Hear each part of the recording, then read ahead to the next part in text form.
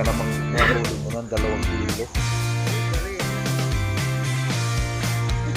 Hindi ko sinabi. Nalimutan niya isa. Ay! Kukunin ko sana. Yun ang nasa-isip ko. Pag nakakunin ko. Sarap yan eh. Napakaraming huli tuloy ni Ayan.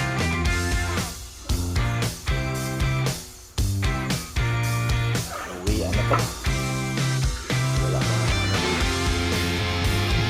Nilipat kami ng spot. Dala namin ang lahat ng gamit ng mga kasisig. Ayan lahat. Karga na bakteri ng mga pana. Tapos sinaya.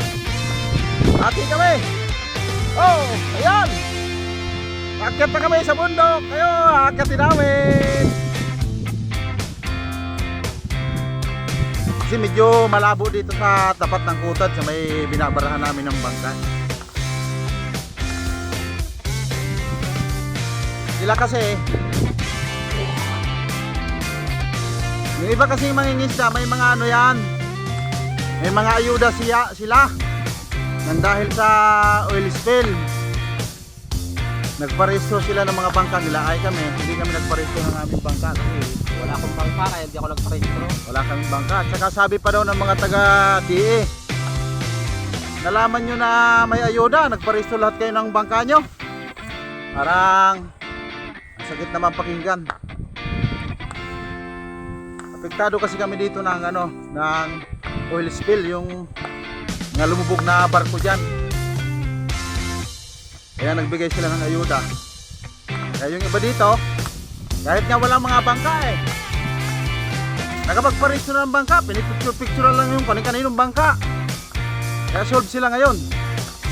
Kami, hindi na kami naghabol ng pagparehistro. Kasi pangit naman kung magsasalita pa sa diin ng kung ano-ano. Kaya ito kami ngayon, naglalakad. Mamamana kami para kumita kami.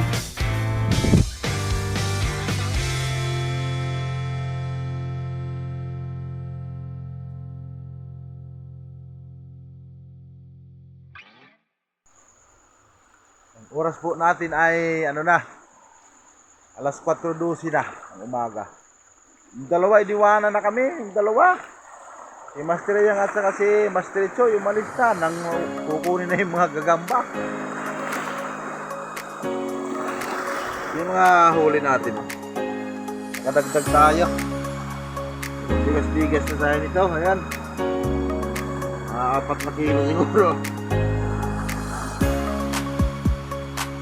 4 na kilo yan. Master B, nandun pa. Nandun pa si Master B, no?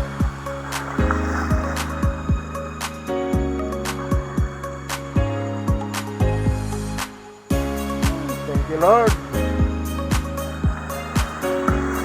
May ano tayo?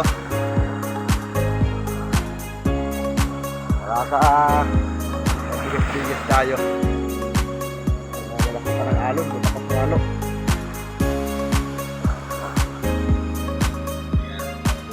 Pwede naman sa ulam, nakaluto na. Mga luto natin. Pupuntisin nila, tapos iiwanan lang. Huli natin sa gabi. Ito, paksiw. Yan, puno ang kaldero ng paksiw. Ang ulam natin ngayon. May halo pa ang adobo ng kangkong.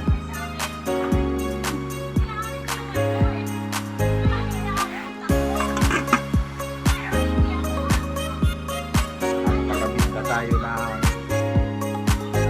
3 kilo. Pambigas-bigas na tayo.